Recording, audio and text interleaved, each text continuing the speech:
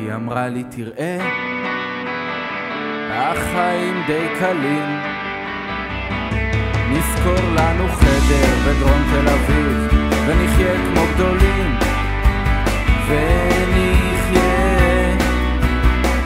מדקה לדקה, נמצא עבודה זמנית לא רצינית וגם נחתום בלשכה, אולי גם תמצא איזה נושא לכתיבה, לא משהו עמוק, משהו מתוק, סיפור אהבה עם המון מטאפורות, עם המון דימויים.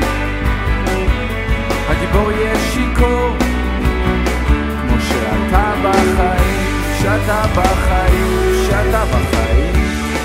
יש כאב יפה שעובר מהר כשאני רוצה לא להיזכר איך אני עמדתי שם, איך אני אמרתי לה ככה את יפה, זה מה שאת צריכה, זה מה שאני רוצה וככה זה יהיה.